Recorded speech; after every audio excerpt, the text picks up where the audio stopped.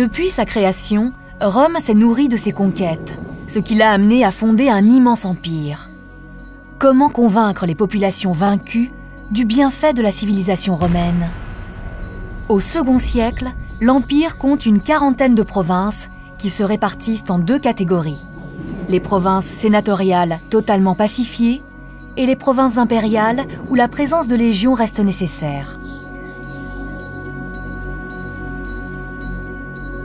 Parmi ces provinces, l'Égypte tient un rôle important en tant que grenier à blé de l'Empire. Dans toutes les provinces, qu'elles soient sénatoriales ou impériales, les procurateurs représentent l'Empire. Ils sont responsables des douanes, des bâtiments publics et des finances en général. Mais ce contrôle reste suffisamment léger pour que les cités gardent une autonomie administrative, ce qui favorise la pacification et le maintien de l'ordre parmi les populations. Les restes archéologiques des anciennes cités romaines prouvent que les Romains étaient de grands bâtisseurs. Or, la romanisation des provinces progresse en particulier par la création de nouveaux centres urbains dont l'origine peut parfois être militaire.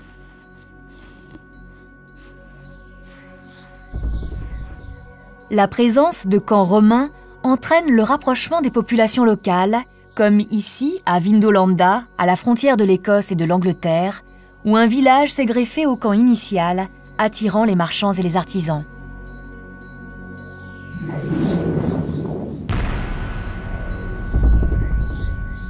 D'autres cités sont nées de la volonté même des empereurs, comme Cologne en Allemagne.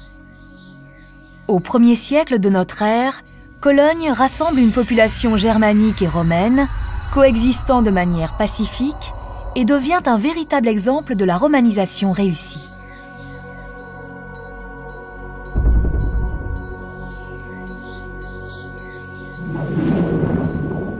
Enfin, certaines cités sont bâties par des colons. Ce sont souvent d'anciens légionnaires à la retraite, à qui l'on a remis des terres. C'est le cas de Timgad en Afrique. Construite sur les principes traditionnels de la cité romaine, ordonnée autour de deux grandes rues perpendiculaires, le Cardo du nord au sud et le Decumanus d'est en ouest, à l'intersection desquels se trouve le Forum, Timgad rassemble tous les monuments spécifiquement romains.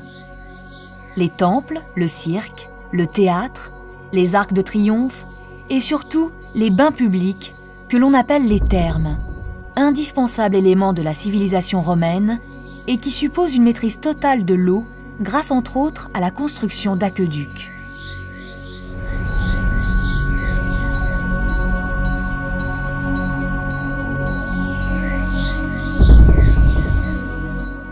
Ainsi, du nord au sud de l'Empire, chacune de ces cités représente un reflet de Rome.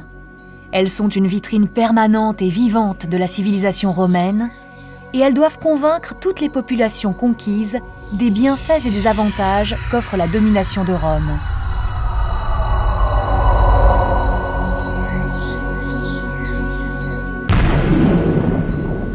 Cependant, loin d'écraser les spécificités provinciales, Rome absorbe les cultures et les religions locales et agit de la même manière avec les hommes. Les riches provinciaux sont sollicités par l'administration impériale et sont accueillis au Sénat. Certains d'entre eux deviennent empereurs. Claude vient de la province gauloise, Trajan vient d'Hispanie, Septime Sévère est africain. Peu à peu, la citoyenneté romaine se propage. Et en 212, l'empereur Caracalla l'accorde à tous les hommes libres de l'Empire. Cependant, la paix apportée par les Romains a un prix. Les ressources des provinces sont innombrables. Minerais d'or, d'argent, de fer, de plomb sont extraits et importés, tout comme les ressources agricoles. Blé, vin, huile, légumes, épices.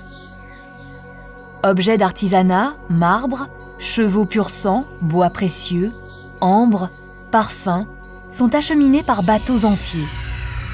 Enfin, de toutes les provinces affluent des contingents d'esclaves, indispensables à la vie romaine.